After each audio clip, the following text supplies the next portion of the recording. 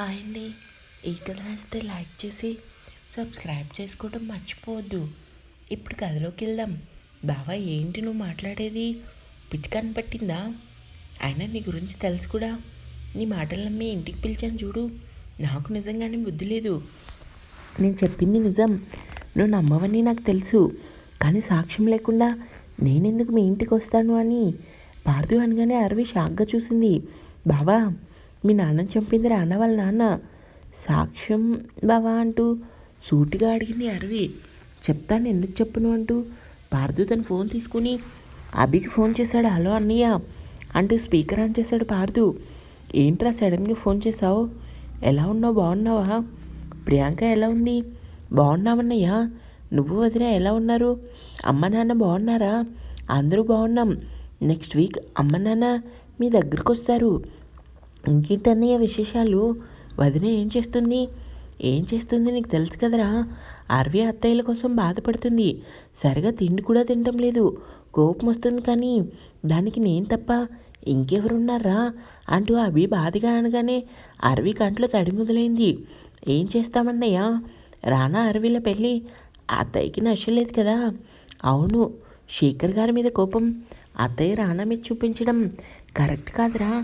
ఆ మాట విన్న అరవి ఫోన్ వైపు చూసింది. శేఖర్ గారి మీద కోపం ఏంటన్నయ్యా? నీకు తెలుసు కదా, మర్చిపోయావా? మామయ్యని చంపింది ఆయనే కదా. ఆ విషయం అరవికి తప్ప అందరికీ తెలుసు. అందుకే అత్తయ్యకి పెళ్ళి నచ్చలేదు. ఏది ఏమైనా అరవి రానా ఇద్దరు సంతోషంగా ఉంటే చాలు. నేను అదే అనుకుంటున్నానన్నయ్య. ఏం చేస్తామన్నయ్య? అన్నీ మనం అనుకున్నట్టు జరగవు కదా. అదైతే నిజమేరా. ఎక్కడున్నావు? ఆఫీస్కి వెళ్తున్నానన్నయ్య. సరే, జాగ్రత్త అంటూ కాసేపు పార్దుతో మాట్లాడి ఫోన్ కట్ చేశాడు అభి. కానీ అరవి మాత్రం ఈ లోకంలో లేదు. అభి మాటల దగ్గర ఆమె మెదడు ఆగిపోయింది.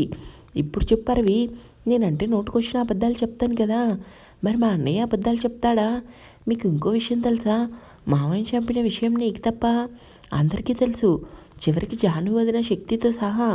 ఇంత పెద్ద నిజం ఎందుకు రానా నీ దగ్గర దాచాడో నాకు అర్థం కావటం లేదు.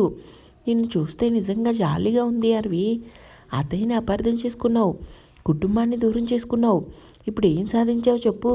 చివరికి రానా చేతులు కూడా నువ్వు మోసపోయావు. పార్దు మాట్లాడే ప్రతి మాటకి అరవి లోపలే కోపంతో రగిలిపోయింది. ఆమెకి ఎంతగా కోపం వస్తుందంటే తనని తానే కొట్టుకోవాలన్నంత కోపం. ఏంటి అరవి, ఏం మాట్లాడావు? చెప్పాల్సింది చెప్పావు కదా, ఇంకా బయలుదేరు బావా. అది కాదురా, ఒకసారి నేను చెప్పేది విను. తొందరపడి నువ్వు రానాతో గొడవ పడకు. తనని అడుగు, నిజం చెప్తాడో లేదో. బావా, ఇంక నువ్వు వెళ్తావా అని అరవి కోపంగా అనగానే పార్దు బాధగా బయటకు వచ్చి కారెక్కాడు. పెట్టాల్సింది ఇచ్చి పెట్టాను కదా. అగ్గి బాగా అంటుకుంది. ఆ అగ్గిలోని ప్రేమ కాలి బూడిదవ్వాలి అనుకుని తనలో దాన్ని నవ్వుకొని ఫోన్ రావటంతో, హలో సార్, రేఖ గారు, మా అమ్మ సార్, ఆవిడకి యాక్సిడెంట్ అయింది, తొందరగా హాస్పిటల్కి రండి సార్. ఏంటి, షాక్గా అడిగాడు పార్దు. అవును సార్ అంటూ హాస్పిటల్ అడ్రస్ చెప్పి అతను ఫోన్ కట్ చేయడంతో పార్దు ఆగమేఘాల మీద కారులో హాస్పిటల్కి బయలుదేరాడు. పార్దు వెళ్ళగానే తన రూమ్కి వచ్చింది అరవి. అభి మాటలు తలుచుకోగానే ఆమెకు అస్సలు ఏడుపు ఆగలేదు. పార్దు ఈ విషయం చెప్పినా నేను నమ్మను, ఎందుకంటే వాడి మనస్తత్వం ఏంటో నాకు బాగా తెలుసు. కానీ అభిబావ అయితే అసలు అబద్ధం చెప్పుడు. అభిబావ ఎలాంటివాడో నాకు బాగా తెలుసు. కానీ అందరూ కలిసి నన్ను మోసం చేశారు. మా నాన్న చంపిన వాళ్ళ ఫ్యామిలీని నమ్మి నాకన్న వాళ్ళని వదులుకొని నిజంగానే తప్పు చేశాను.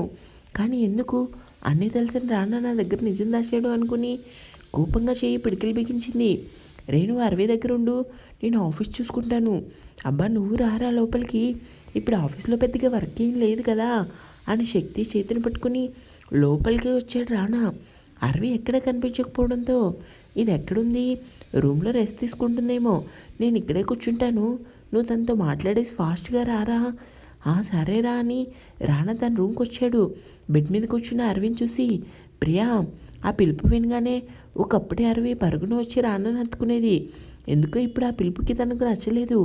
ప్రియా, ప్రియా, తలనొప్పి తగ్గలేదా అంటూ నవ్వుతూ అరవి పక్కన కూర్చొని ఆమె భుజం చుట్టూ చేతిని వేసి, ఏమైందే అలా ఉన్నావు?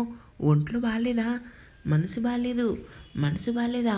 ఇప్పుడు నీ మనసు బాగాలేనంత ఎవరు బాధ పెట్టారు? తలనొప్పి అనే రెస్ట్ తీసుకోకుండా కూర్చొని ఏం ఆలోచిస్తున్నావు? మా నాన్న కోసం సైతానికే వచ్చే అరవి ఆ మాట అనగానే రానా ఫేస్ మాడిపోయింది. ప్రియా, నిన్నొకటి అడిగినా ఏంటి? నువ్వు నాకు మాట ఇచ్చావు కదా మా నాన్న చంపిన వాళ్ళని శిక్ష వేయడంలో హెల్ప్ చేస్తానని. మరి నాకు హెల్ప్ చేస్తావా సైతానికే వచ్చే అని అరవి నవ్వుతూ అడగానే రానా నోటి మాట రాక అలానే చూశాడు. ఏమైంది అలా చూస్తున్నావు? మా నాన్నని చంపింది ఎవరు నేను తెలుసుకోవాలి కదా. అతని ముఖంలో బాధ కంగారు చూసిన అరవి విరక్తిగా నవ్వుకుంది. అన్నీ తెలుసు కూడా ఇప్పటికీ నువ్వు నిజం చెప్పడం లేదంటే నిన్ను ఏమనాలో కూడా నాకు అర్థం కావటం లేదు రానా. ఈ విషయం మన తర్వాత మాట్లాడుకుందాం. ముందు నువ్వు రెస్ట్ తీసుకో. ఇప్పుడు మాట్లాడుకుంటే ఏమైంది సత్యానికి వచ్చే వాళ్ళు ఎవరో ఇంకా మనకు తెలియదు కదా. తెలిస్తే అప్పుడు చూద్దాం. ప్రియా, నువ్వు ముందు పడుకో. ఇలాంటివన్నీ ఆలోచించి బుర్ర పాడు చేసుకోకు.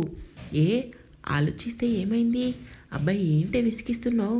పడుకోమంటే అతని మాటలకి ఎంతగా కోపం వస్తుంది. కోపాన్నంతా అంచుకుని నిన్నొకటి అడిగినా ఏంటి? నిజంగా మా నాన్న చంపింది ఎవరో నీకు తెలీదా?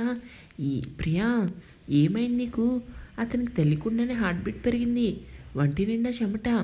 అది కాదు సైతానికే వచ్చే నువ్వు లోపలే ఉంటే ఇలాంటివన్నీ ఆలోచిస్తావు. ముందు నాతో పాటు బయటికి రా అంటూ అరవి చేతిని పట్టుకొని బయటికి తీసుకొచ్చి సోఫాలో కూర్చోబెట్టాడు. రానా కోపం, విపరీతమైన కోపం. అది కూడా రానా మీద. అరవి తలనొప్పిగా ఉందా? తగ్గిందన్నయ్య. నీకు తలనొప్పి వచ్చిందని వీడు చేసిన హడావిడి అంతా ఇంత కాదు. ఎందుకన్నయ్య హడావిడి? రే, నువ్వు నోరు మూసుకో. ప్రియా, ఏమైనా తింటావా? వద్దు, నేను మీతో మాట్లాడాలి. చెప్పు. మీరే చెప్పాలి. నేనేం చెప్పాలి? సూటిగా అన్నాడు రానా. ఏం చెప్పాలో నీకు తెలీదా? ప్రియా, ఏమైంది నీకు? ఎందుకు అలా మాట్లాడుతున్నావు? నిజం తెలుసుకోవాలి కదా, అందుకే ఇలా మాట్లాడుతున్నానంటూ సోఫాలో ఇచ్చి పైకి లేచి కోపంగా రానా వైపు తిరిగింది. శక్తి, రానా ఇద్దరు ఏం అర్థం కాక ఒకరి ముఖాలు ఒకరు చూసుకున్నారు. ఎందుకు నాన్నని చంపిన వాళ్ళకి శిక్ష వేయాలని కానీ నీ మొహంలో కంగారు ఎందుకు వచ్చింది? ఎందుకు నీకు చెమట పడుతుంది? ప్రియా, అలా పిలవకు నువ్వు. అలా పిలుస్తుండే నాకు అస్సలు నచ్చడం లేదు. ఎంత మాయ చేసావురా? నిన్ను ప్రేమించిన పాపానికి నన్ను ఇంతలా మోసం చేస్తానా? మోసం ఏముంది? నిన్ను నేను ఎందుకు మోసం చేస్తాను? అసలు ఏమైందే నీకు ఇలా మాట్లాడుతున్నావంటూ అరవి భుజాలు పట్టుకొని రానా వెంటనే అరవి భుజాలు పట్టుకున్నాడు. వెంటనే రానా చేతులను విసురుకొట్టి కోపంగా రానా చెంపపై కొట్టింది అరవి. ఊహించని చర్యకి శక్తి షాక్గా చూశాడు. అరవి అంటూ కోపంగా ముందుకొచ్చాడు శక్తి. నువ్వు మధ్యలో మాట్లాడకన్నయ్యా. సారీ శక్తి గారు, నువ్వు నీ ఫ్రెండ్ కలిసి నన్ను ఎంత మోసం చేశారు అంటూ రానా వైపుకి తిరిగి మా నాన్నని చంపింది మీ నాన్నే అని నీకు ముందే తెలుసు కదా, అయినా ఎందుకు నువ్వు నా దగ్గర నిజం దాచావు? చెప్పరా అంటూ రానా షర్ట్ కాలర్ పట్టుకుంది. అరవి ఏం మాట్లాడతాడు?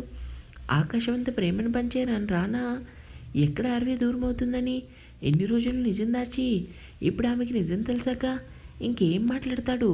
తను అనుకున్నదే జరుగుతుంది ముందే గ్రహించిన రానా ఇప్పుడు కల్లారా చూసేసరికి మాట రాని మూగవాడిలా అరవినే చూస్తున్నాడు. మాటలు రావటం లేదా నీకు? నిజం తెలిసిందని చెప్పు. నిన్ను సైతానికే పచ్చేని సరదాగా పిలిచేదాన్ని, కానీ ఆ పేరుకు నువ్వు నిజంగానే న్యాయం చేసావు. నువ్వు నిజంగానే రాక్షసుడివి, కొడుకువి, పెద్ద మోసగాడివి. ఆవేశం ఉన్న అరవికి అతను పంచిన ప్రేమ, చేసిన త్యాగం ఏమీ గుర్తు రావటం లేదు. తన తండ్రిని చంపిన విషయం దాచేసరికి ఆమెకి ఎక్కడలేని కోపం, ద్వేషం. అరవి నిజం దాచేందుకు వాడు రాక్షసుడు కొడుకు మోసగాడైపోయాడా? సూటిగా అడిగాడు శక్తి. మరి కాదా కాదా అంటూ రానా షర్ట్ కాలర్ పట్టుకొని గుంజేస్తూ కోపంగా చేతికందిన వస్తువులన్నీ పగలగొట్టి రానా దగ్గరికి వచ్చి, ఇలానే నా మనసును ముక్కలు చేసావు రానా, నిజంగా ముక్కలు చేసావు. ఎందుకు ఇంత పెద్ద నిజాన్ని దాచావు? వాడు నిజం దాచాడు కానీ మోసం అయితే చేయలేదు కదా అరవి. నీ ఫ్రెండ్ అని సపోర్ట్ చేస్తున్నావా శక్తి? ఏదన్నీ న్యాయం మాట్లాడు. రానా చేసింది తప్పా కాదా? చంపింది వాళ్ళ నాన్న అయితే వీడెందుకు తప్పు చేశాడు ప్రియా? షటప్ శక్తి, జస్ట్ షటప్. తప్పు చేసింది ఎవరైనా శిక్ష అనుభవించింది మా అమ్మ ఒక్కతే కాదు, నా కుటుంబం అంతా. ఈ విషయం తెలుసా నీకు? అందుకని ఇప్పుడు ఏం చేయాలనుకుంటున్నావు? చంపేస్తావా వాడిని? మనుషుల్ని చంపేసి నిజాలు దాచిపెట్టడం మీ ఫ్యామిలీకి అలవాటు, కానీ నాకు అలవాటు లేదు. చేసిన తప్పు శిక్ష అనుభవించేలా చేస్తాను. ఏం చేస్తావు? శేఖర్ గారి మీద పోలీస్ కేసు పెడతావా? ఎవరికి శిక్ష వేయాలో నాకు బాగా తెలుసు అంటూ రానా వైపు తిరిగి నీ ముఖం చూడాలంటేనే నాకు అసహ్యం వేస్తుంది. ఎన్ని నాటకాలు ఆడావు, మా నాన్న చంపిన వాళ్ళకి శిక్ష వేస్తాను, నీకు తోడుగా ఉంటానని ఎన్ని కబుర్లు చెప్పావు. అలా చెప్పినప్పుడు నీకు కొంచెం కూడా సిగ్గు అనిపించలేదా? అనిపించలేదు. నాకు సిగ్గు అనిపించలేదు. ఎందుకు నేను సిగ్గుపడాలి? నిజం దాచాను, కానీ ఎందుకో తెలుసా? ఎక్కడైతే నీ కుటుంబాన్ని సర్వనాశనం చేస్తానని, అంతేనా? నువ్వు నా కుటుంబాన్ని నాశనం చేస్తావని కాదే, నిజం చెప్తే నువ్వు నాకు దూరం అయిపోతావన్న భయంతో చెప్పలేదు, అంతేకాని వేరే ఉద్దేశం లేదు. నిజం చెప్పాలని చాలాసార్లు అనుకున్నా, కానీ ఎందుకో నాకు ధైర్యం చాలలేదు. అబద్ధం చెప్పడానికి వచ్చే ధైర్యం నిజం చెప్పడానికి ఎందుకు రాలేదు? ఎందుకంటే నువ్వు నా బలహీనత. అరవి, నువ్వు లేకుండా నా జీవితం ఊహించుకోవటం కష్టం. చిన్నప్పుడే నేను ఆడించి నవ్వించాను. నా ఒడిలో పడుకుని నువ్వు నవ్విన నవ్వు ఇప్పటికీ నాకు గుర్తుంది. పసిపాపగా ఉన్నప్పుడు నీ రూపం ఎలా ఉందో కనీసం నీకు కూడా తెలీదు, నాకు తెలిసినంతగా. కానీ పెద్దయ్యాక నువ్వు శ్రీనివాస్ గారి అమ్మాయివని తెలిసాక ఆ క్షణమే అనుకున్నాను నీ కుటుంబాన్ని బాగా చూసుకోవాలని. అందుకే నేను పెళ్లి చేసుకున్నాను. మా నాన్న వల్ల మీ ఫ్యామిలీ నష్టపోకూడదని, నీ జీవితం బాగుండాలని నా మెడలో పసుపు తాడు కట్టాను. గొంతు కోసావా? అవునా? నీది చిన్నపిల్ల మనస్తత్వం అరవి. ఎంతగా ప్రేమిస్తావో అంతగా కోప్పడతావు.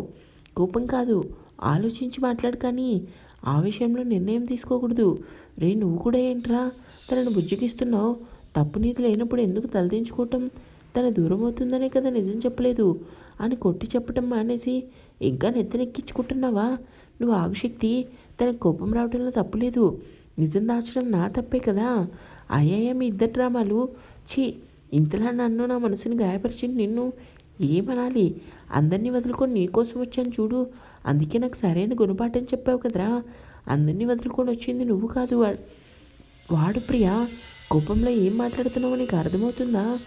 తప్పు అరవే, ఇద్దరు గొడవ పడకండి. నీకోసమే కదా వాడు ఇంతలా సంపాదించింది. నీకే లోటు రాకూడదనే కదా. తొందరపాటు పనికిరాదు. కాసేపు ప్రశాంతంగా కూర్చొని ఆలోచించు. అప్పుడు అన్ని విషయాలు నీకు అర్థమవుతాయి. కూర్చొని ఆలోచించుకునే టైం నాకు లేదన్నయ్య. ఇప్పటికే చాలా ఆలోచన చేశాను మీతో గొడవపడి. అందుకే ఎలా అయినా నీ జీవితంలోకి వచ్చానో అలానే తిరిగి వెళ్ళిపోతానని రానా కళ్ళలో చూస్తూ చెప్పగానే ఆ మాట విన్న రానా షాక్గా చూశాడు. వీడియో చూస్తున్న అరవి బాధగా తలకొట్టుకుని మళ్ళీ టీవీ వైపు చూసింది. ఇంకా ఉంది.